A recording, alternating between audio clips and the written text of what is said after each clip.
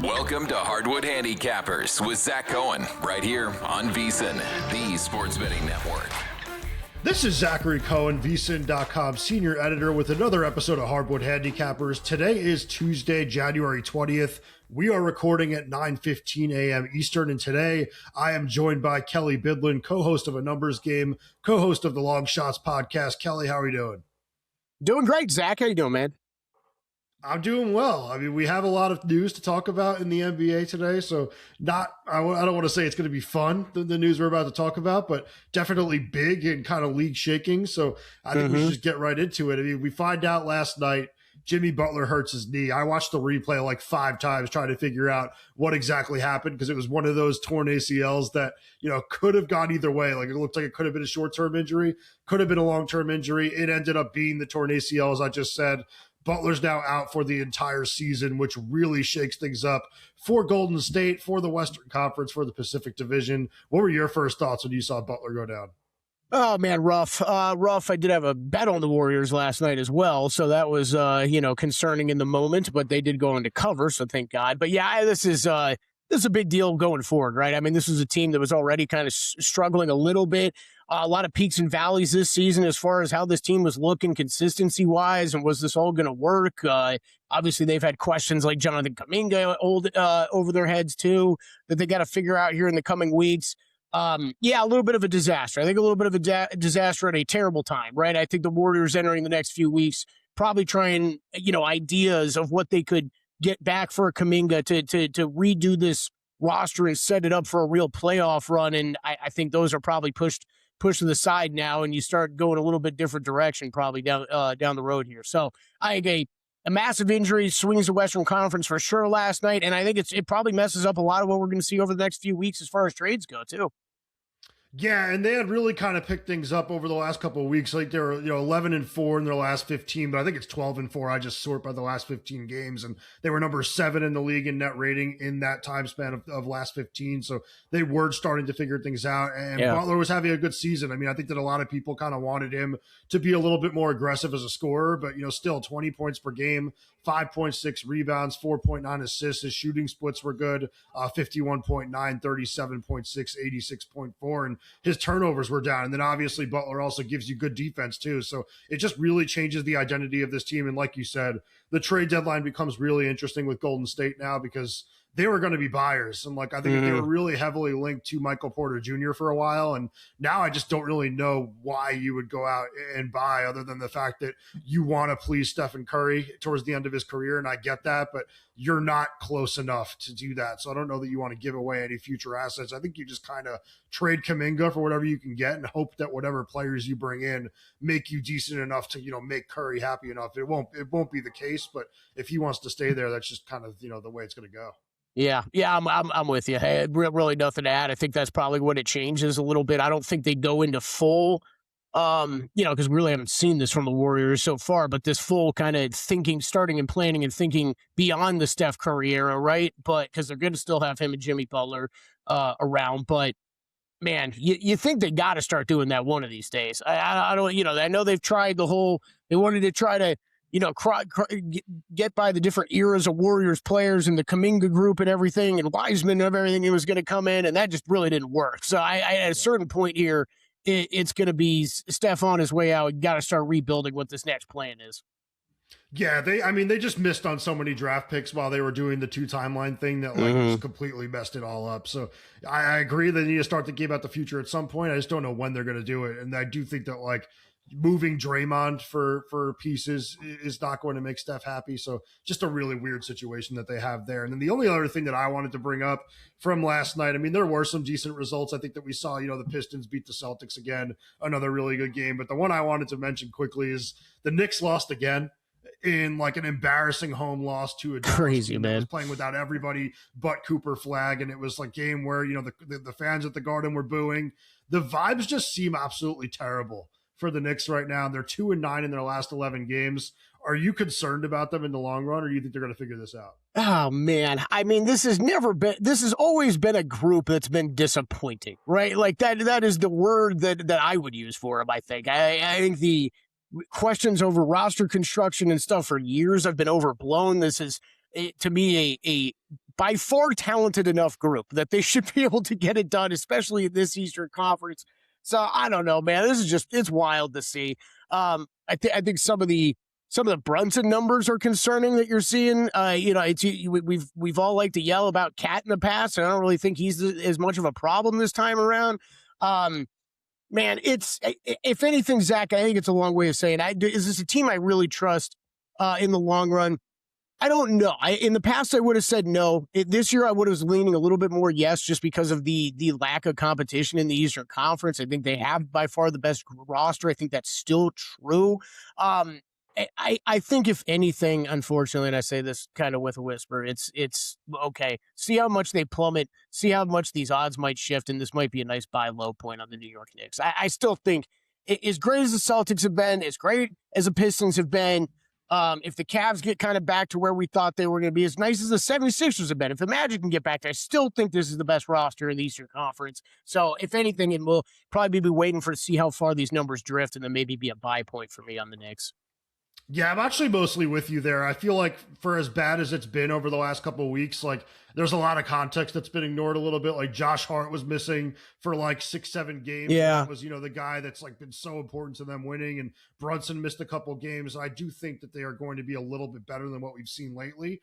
And I would not be surprised if they win the Eastern Conference still. Like, I still just have them in that group of Eastern Conference contenders, and any of those teams could win. That's a pretty big group for me at this point. Like, I have like 6 teams in the East that I could legitimately see going to the finals, and I ultimately think that whoever goes there will end up losing pretty quickly. So it's just the same feeling for the Knicks for me. I did see some reports that like they are entertaining the idea of trading Towns from Steve Popper, who I believe is like a reputable Knicks beat reporter. And I think that they said that they had talked to Memphis, Charlotte, and Orlando about that. And I don't know what you get back in those deals. I think that there are trades that you can make with Cat that make you better, but at the same time, like you want to make sure you're getting good value for him on the way out. And right now, I think that his stock's kind of at an all-time low.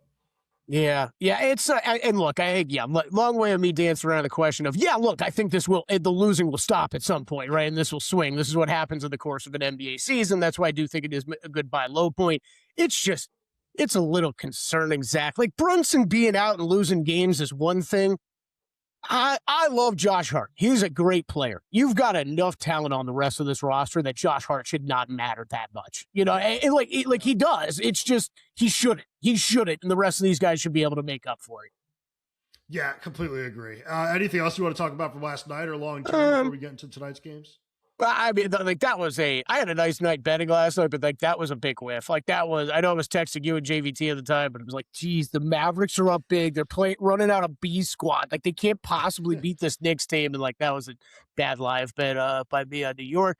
Knicks right now plus 360 to win the East. Like I don't hate that number. Like they're over 3.5 to 1 to win the Eastern Conference right now. I don't know. That's going to be one I'm going to be staring hard at over the next couple of days. And then just to mention, Warriors out to 50 to 1 to win the West. 20 to 1 yesterday we saw, right, Zach? So that number kind of sailed your top of your Western Conference board right now. Thunder minus 125, Nuggets plus 425, Spurs plus 750, Rockets 10 to 1, Timberwolves 13 to 1, Lakers 18 to 1, and then a massive drop to 50 where the Clippers and Warriors stand. I don't know about you. I can't really argue with any of those numbers right now.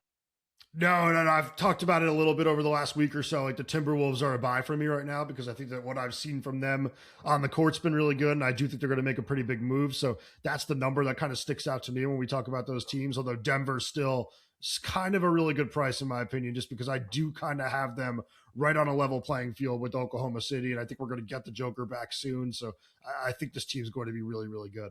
Yeah, that one just didn't drift as. I mean, they haven't lost as much as I thought they were going to lose with Jokic out. So that hasn't really drifted as much as I was planning on jumping in at. But you're right. I think I might have to pull the trigger here soon.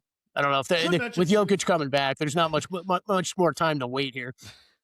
I should mention quickly, Jalen Williams, the smaller and better version of Jalen Williams that is on the Thunder, is out indefinitely for OKC. So that is definitely something to keep an eye on over the next couple of weeks. But at the same time, the Thunder have so much depth that it's not going to matter. I mean, this is not a team that I think is, really competing for that record anymore. So it's just a matter of getting into the, postseason with the number 1 seed. And I think they still will, just because, they have, they could move Wiggins into that starting 5. That's an easy switch. They can play Dort a little bit more at the small forward spot. They have so many dudes that it really shouldn't matter in the regular season.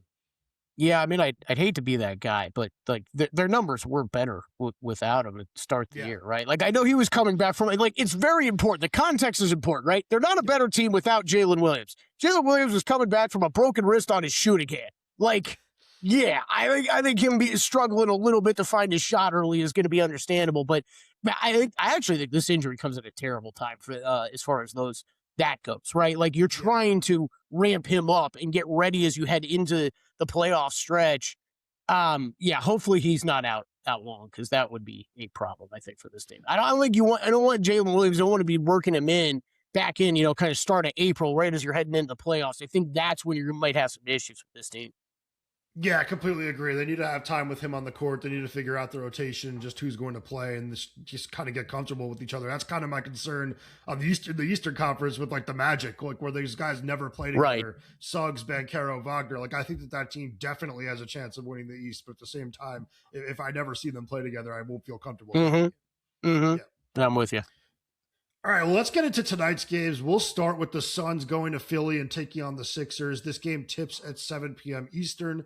The Sixers are 1.5-point favorites. Total is 223.5. I'm reading DraftKings odds right now. They might change it a little, but as of right now at 9:30 a.m. Eastern, this is where they stand. Do you have anything in this game? I do not. Just worth saying, as I'm double checking notes here, every one of these games that we're about to talk through, except for one, has at least one team on a back-to-back situation. So both of these teams, Suns and Sixers, both playing last night, both right back in action. I did not. I was going to monitor kind of injury stuff today, Zach. My numbers would point a little bit towards Phoenix, but I think this is going to end up being a stay away for me. Yeah, I would lead Phoenix as well. I mean, Jalen Green will be returning for the Suns tonight. That's going to be big. I'm really excited about seeing what he looks like in Jordan Knott's offense, and just kind of something to keep an eye on is Devin Booker has been a little bit banged up, and this is the second leg of a back-to-back, as you said. So I think he'll be out there because I think he really wants to play with Green. He was talking about that the other day, but I would not be surprised if they just kind of hold him out and try to play this safe. And Mark Williams on the second legs of these back-to-backs usually plays less minutes.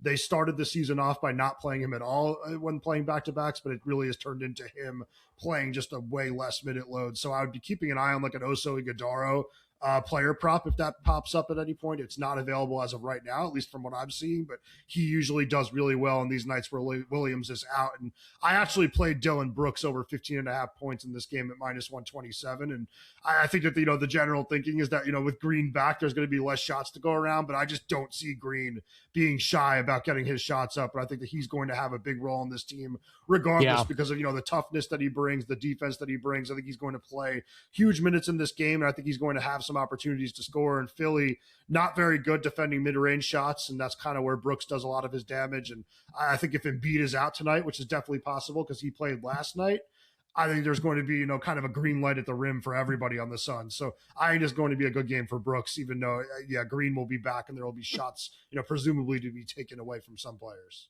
Yeah, that's what I think. That's just all I was going to mention. An interesting situation to monitor going forward, right? With Green coming back, we've seen Dylan Brooks and really talked a lot about that offensive side of his game this season. See if when you have Devin Booker and Jalen Green both out there, if we do see some of that, usage shot attempts kind of slow down. I know there's been a lot of people early in the season were cashing big on Dylan Brooks props out there, so I think you might want to. It's a situation to monitor going forward. Yeah, I'm nervous, because I really like Gillespie. I'm a Suns fan, so I can nerd out about No, Zach's a Suns fan? No way. I'm nervous about Green coming in and, taking away his minutes, taking away Allen's minutes. Those guys have all played so well. There's a huge logjam at the two for Phoenix. It's I think luckily, though, you're in a spot, like as a team, you've been, this is kind of a rebuild year, right? You rebuild around a star. You're kind of, it's going great. You've found pieces and success that you were not expecting, and you knew you were adding Jalen Green and Dylan Brooks and all these guys to this mix this year. I don't think that they're like, you don't owe anybody anything, right? Like this is like Jalen Green, you'll fit in as you fit in. Like I think some of these other guys have earned it and proven that they can play like Gillespie. I guess I would be a little surprised to see those guys lose minutes or anything like that really early on with Green coming back. Yeah, it is like a house money season. Like it's been going so well, and I do think Green's going to look really good in this offense. Yeah, me too. Yeah, I'm just hoping everybody gets their minutes still. Mm-hmm. All right, let's move on now to Spurs at Rockets. This game tips at 8 p.m. Eastern. The Spurs are 4.5-point underdogs in this game. Totals 219.5. And you talked about the rest spots. This is a bad one for the Spurs. Third game in 4 nights, back to back as well. Do you have anything here? Oh, boy, Zach, I've got bets on the side and the total in this game, which I really tried not to do, but sometimes you just can't avoid where you see value. And I laid the 3.5 on the overnight with Houston, and I bet the under to 23.5 on the open last night. As you mentioned, just a tough rest spot for San Antonio. I don't know if we're going to see Wemby tonight. No Steven Adams on the other side, though. That is important to point out here. Tari Eason, I think, is questionable still. As well. And look, San Antonio's been awesome from a side perspective, 6-4 over their last 10, +6 net, 8th in the NBA over that time, 3rd best defense.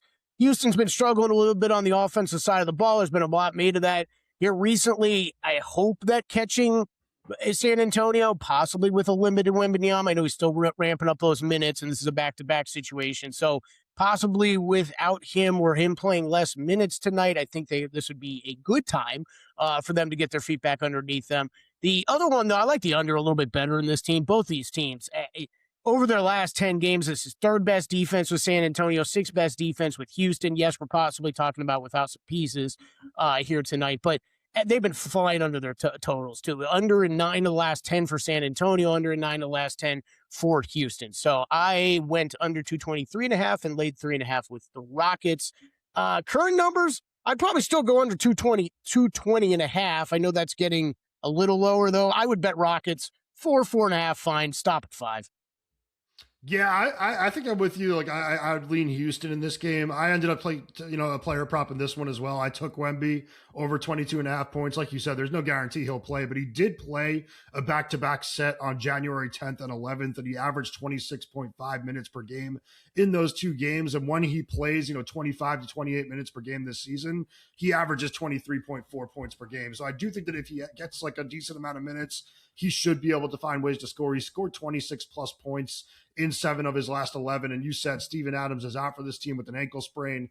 That's going to allow Wemby to kind of, control the glass in this one. And I think if Eason's out, you're missing, a really tough defender for him. So I do think that Wemby should have a good game here, but if he does not play, the bet will be voided. So these are really not that risky when you're talking about a player that is, questionable and maybe not going to be out there. But yeah, I agree with you. I think Houston is the right spot here when you're looking at the sides, and would also add that like not having Adams might help them offensively. Maybe they'll, play a little bit smaller and, throw an offensive player in there. Although it is Ime Udoka, he might just play like Clint Capella more or something. You never really know. So, but I do. They signed him for a reason, Zach. Got to get Capella minutes out there. Yeah. He looks so different to me. I don't know if it's just I haven't seen him in a while, but it's just shocking when he's out there almost.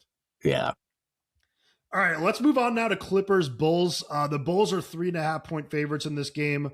Total is 226.5. This is the second leg of a back-to-back for the Clippers, and I think that the Bulls are the only team that you mentioned everyone's playing a back-to-back. I think the Bulls might be the only one that are not playing a back-to-back, or at least one of 2 or something. So Chicago's somewhat well-rested here. There's a few. I think they're going to have Josh Giddey back as well because he was assigned to the G League the other day. Seems like he's almost ready to go, so I wouldn't be surprised if he's in the lineup tonight. And I actually do have the Bulls for that reason. I laid the 3.5 at -110. I just think that the Clippers, older team, banged up, no Kawhi.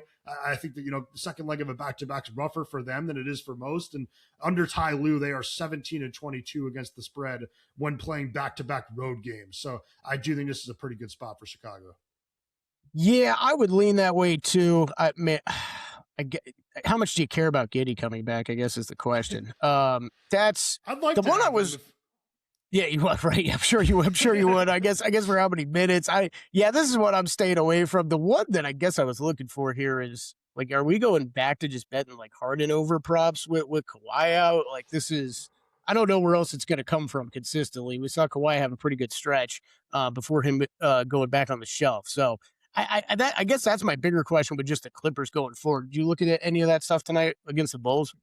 Not exactly the best defensive team to do it. I don't know that it's going to be Harden. Like, it's definitely going to be somebody, though, because Kawhi was putting up like 35 points per game, and this is going to be a high-scoring game. That's just how Chicago's games are. So I should look into it a little bit more. I mean, I usually do dip back into this stuff at like 12 or 1 and, look to see if there's anything to add. So maybe I'll do that a little bit later, but I haven't dove into it too much yet. Yeah, that was kind of the one note I just wrote down was, all right, let's Harden or other player props for the Clippers could be something to look at tonight. We're getting ready for Big Game 60 with a big deal to match. Save $60 off a VSiN Pro annual subscription when you sign up using promo code Hardwood, all one word. Become a VSiN Pro annual subscriber. Bet smarter all year long with full access to our daily best bets from VSiN hosts and guests, real-time DraftKings and Circa betting splits, AI-powered prop tools and matchup analysis, 24/7 video and full show replays on the VSiN Watch app, plus all of our betting guides and expert picks for the Super Bowl and upcoming March Madness. Don't miss out on this big game deal. Visit vsin.com/subscribe and use promo code Hardwood to save $60 off a VSiN Pro annual subscription today. That's vsin.com/subscribe and Hardwood, HARDWOOD. It is a good time to be a VSiN Pro subscriber, 100%. Now let's move on to Timberwolves at Jazz, a game that I probably would have skipped if I did not have Kelley on, but it tips at 9 p.m. Eastern.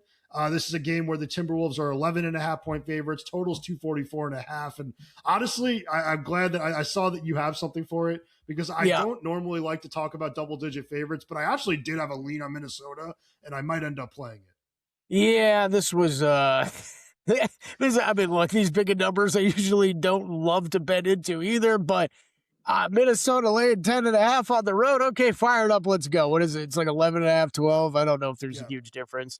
I mean, dude, just short term, right? Like Minnesota's 6-3. They got a plus 11.5 net rating, a second best offense in the NBA. Utah 2-9 with a minus 13.2. Net. I love this Jazz. We love Keontae George. I love watching these guys play. Marketing's still questionable for this game.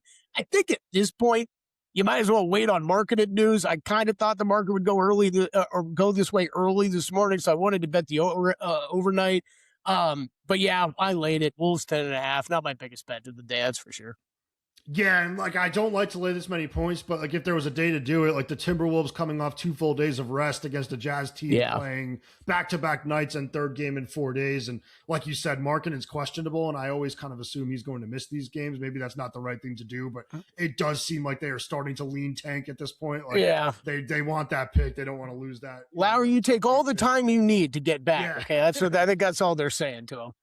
Yeah, and Minnesota's just been so good. So if this is a game where they're playing against a shorthanded Utah team, I'd imagine that they're going to kick their teeth in.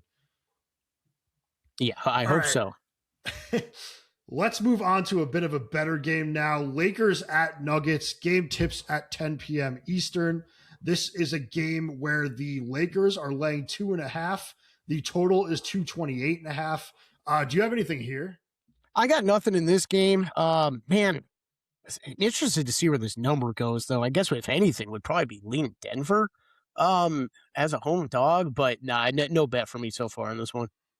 Yeah, I had like really no strong lean on the side or a total. I'm having a tough time with this Nuggets team because I don't think that they should be this good without Joker, and it's just like shocking to me that they're playing so well, and I just don't feel like I'm like comfortable enough to back them, but at the same time, I'm not really looking to fade them either. But third game in 4 nights for both teams. I did end up playing LeBron over 22.5 points in this game, just because his numbers when Reeves does not play and Luka does are just really, really strong. Like he's averaging 26.9 points per game in those 13 games. He's gone over 22.5, so he's at 23 plus in 11 of those 13 games. And while the Nuggets have been pretty good, without Joker, like I just said, they haven't been great defensively. Like over the last 15 games, they're just 29th in the league in raw defensive ratings. So I do think it's a good matchup for him as well. And I know that Aaron Gordon will probably defend him quite a bit, but I do think this is going to be a game where LeBron does, pretty well as a scorer. Yeah, the total does feel a little light to me too. 228.5. I guess would be lean to the over as well. But yeah, no bet there for me. Yep. All right, well, let's move to Raptors-Warriors. This game tips at 10 p.m. Eastern as well. The Warriors are 3.5-point favorites. Totals 225.5. And I don't know. This is a game where now it's like a Golden State team that's kind of banged up, bad rest spot, or maybe a little, mentally, gone. I don't know. With Butler being out, it seems like a decent spot for the Raptors. I don't have anything here, but I am considering a parlay, an alternate line parlay that I've talked about a lot in these pods for the final two games of the night. And it was Raptors on an alternate spread of +8.5 with the Kings alternate +8.5 in the next game, and that's +107 at MGM. So the fact that it's plus money is a little bit enticing. Yeah, I like that. Look, I think this is one of those games. If you got the Raptors at 5.5, 6.5 last night, good on you. I don't know if I can recommend a current number though. This is still this Golden State team's played they've been playing really well. So I know no Jimmy Butler. It's a massive adjustment. I think that's built into the market though. And some of these games, look, I think you go the fallen hero theory and maybe the Warriors step up, but I kind of lean more towards what you just said, Zach, that this team is going to be a little scrambled, I would think, after that injury today, figuring out what both this team looks like short-term and long-term here going forward. So I lean Toronto, I guess, but there's no bet out there for me.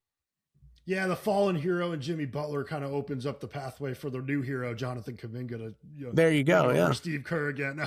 I do think that the Raptors, like you said, if you got them at 5.5 last night, that is a great move. And I think that an alternate spread of like 8.5 should be safe, but I wouldn't be surprised if the Warriors pull out a close game at the end just because of Steph. So that's why I don't like the 3.5. Like it could be a close game all game, like a one possession game, and then Steph hits 2 threes and you lose by 7. That's why I like the alternate spread a little bit more. But that kind of moves us into Heat at Kings.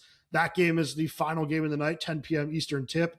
The Heat are 3.5 point favorites. Totals 238.5. And you probably can assume I had a lean on the Kings at +3, but would have rathered have some extra points, which is why I like the +8.5. But I do think Sacramento's the right side here. What do you think? Oh, it's so gross, Zach. I think this is going to be the second time all year I've bet the Sacramento Kings, but yeah, I'm in. It feels even grosser because I just saw one of the NBA handicappers I respect the most release the Miami Heat tonight, so that's interesting. I did bet the Kings +2.5. You got no Tyler Hero. Heat coming off that back-to-back against Golden State last night. You just compare what these teams have done recently. Sacramento finally pieces back, starting to play a little bit better. They're 4-6 over their last 10. Okay, middle of the road net rating, -3.6. It's not awful, not where we've seen them most of the season. 15th best offense. Defense still terrible, but it's getting better actually. Miami 4-5, -6.3 net, 28th offense, 18th defense. Those are numbers before the game last night. This has been a real tough schedule for Miami. I'll give them that with the teams that they played recently. I think you got to be a little careful with kind of your numbers with who they've gone up against here in the short term, and a lot of that is where I'm pulling those numbers from. But man, just comparing data side by side, I like where Sacramento's at heading into this game tonight. This number's out to 3.5, 4. It might be adding on, Zach. It might be adding on, but I don't think there's any rush to get there right now. So I bet 2.5 on the look ahead. I've brought this up before with you. Some of the dogs, you just wait till the next day. It's just amazing how it feels like 80% of the favorites move from overnight to the next morning. So yeah, I took 2.5 last night and played the money line a little bit. I will, if these numbers continue to move closer, and it's not going to hit 5, but 4.5, I'll be back in on Sacramento. Yeah, I've gone to Sacramento probably too often over the last 2 weeks. It's definitely not something that's exciting. And I did have a 2-unit play on them against the Blazers the other night, which ended up burning me because I thought Avdija would potentially miss that game, but it ended up he came back and it ended up being a pretty ugly loss. But I do think Sacramento should find a way to win this game. Like you said, it's been a really bad season, but you break things down to last 10 and the numbers aren't that different for these two. And I also will add that third game in 4 nights for Miami and second leg of it back-to-back, that's kind of the situation for everyone, but I feel like that could really hurt a team that plays at a rapid pace. And I know Spoelstra's really good about getting these guys up for every single game, but if they're just running and they're a little bit tired, I just wonder if they're going to be beatable in transition the other way. And there is a player on the Kings that might be able to take advantage of that, and Russell Westbrook, who has more energy than any player in the entire NBA somehow. So I think Sacramento does find a way to win this game outright. Yeah, it's just I think so too, Zach. I also feel like this number is not properly adjusted for Sabonis being back. I don't know, man. This is It's kind of a fishy line to me. I might be walking into a trap here, but I'm with you. I like Sacramento tonight. All right, and then I did want to give you the chance to talk about it because I know that you mentioned it last time you were on, and he is back now. Deni is back for the Blazers. Yeah. Do you want to take the over on that Blazers? Yes, I did bet that. I'm glad this really worked out well. My last appearance was that Thursday, and we kind of brought this up, and I just told you guys I was waiting for Deni to make his return, and fortunately, our friend Zachary caught the worst of that. But man, I was just checking on this number, and it still hasn't moved. 39.5 is the win total for the Portland Trail Blazers. I bet the over. I might add to this position. Actually, I really liked it, Zach. They are. So what, they sit 22-22 in the standings. They need to go 18-20 to hit this over. You're not even talking 500 basketball. They can play worse than 500 basketball, still hit this over. You got Deni back in the lineup now, Drew Holiday, Jeremy Grant, maybe Scoot Henderson comes back soon. They've got the third easiest remaining strength of schedule. They've looked good recently, 13-6 in their past 19. They got a 13th best net rating over that time. Middle-of-the-road offense. The defense, though, has climbed in that top 10 territory, which is really where we were talking about them end of last season, heading into this season. Zach, we were pumped on what this defense could look like. I think it's finally getting there. And Deni Avdija has been one of the stories of the season. I really thought he was racking up some kind of garbage time of the season, stats last year down the stretch. But no, that's carried over, and he's playing incredible offensive basketball for this team. So I really like this bet. Blazers over 39.5 wins. Yeah, I'm going to go look for this one, and I might jump on it with you. I completely agree. I think that this team has been really good defensively. Scoot is going to be back very soon, and that's going to give them a huge boost on offense. And like you said, Avdija has been amazing. I remember towards the end of last season, I saw him putting up some of those numbers and texted one of my buddies, and I was like, I think Avdija is going to be an all-star next year. And he's like, no way. And kind of remind me of that now because he's definitely going to be an all-star. So I think that this is going to be a really solid team the rest of the season. It's a team that we know, takes pride in hovering around that 500 mark too. So it's not going to be a tanking situation. This team wants to win. So I do think they're going to get to 40 wins. Yeah, I like it. I might be adding today, actually, too. It's kind of surprising me how much the odds makers need to get away from the football screens. Now the NFL season slowing down. 39.5 has been posted like that since we talked on Thursday. That number hasn't moved, even though they've picked up a win. All right, well, before we recap our best bets, attention any listeners who are new to VSiN, signing up for our free daily newsletter is a great way to catch up. Delivered straight to your inbox every morning, VSiN's newsletter offers picks, data, and strategies for the day's betting menu. Sign up for free now at vsin.com/newsletter and start receiving your free newsletter tomorrow morning. That's vsin.com/newsletter. Stay ahead of the game and bet smarter with VSiN. All right, Kelley, why don't you recap your best bets? This is a big card for you, I feel like. It kind of is, actually, considering there's only, 7 games? Yeah, this is actually a lot for me. Spurs Rockets, I've got a play on the side in total, laid 3.5 with the Rockets, would play that out to 4.5. And then Spurs Rockets under 223.5. I'd probably play that down to 219.5, 220.5 is probably where I'd cut that off. Timberwolves laid the 10.5. I think you can lay 12 right now. I think that's fine. Actually, no, I'm going to circle back to what I said. At this point, I laid 10.5 on the open. I would wait until you have Lowry Markkanen confirmation before you go and bet this at this point. And then Kings, no reason to rush, or you can get a better number than I did. I got 2.5 last night, out to 3.5, 4 right now. So that's another one. I would probably wait till you see some resistance to the Heat getting bet, because you're not seeing that so far this morning. Okay, and I'm going to kind of join you on the Kings because I'm going to take that parlay I just mentioned before, plus 107 for Raptors, plus 8.5 against the Warriors, and Kings plus 2.5 against the Heat. I also have Dylan Brooks over 15.5 points at minus 127 versus the Sixers. Bulls minus 3.5 at minus 110 versus the Clippers.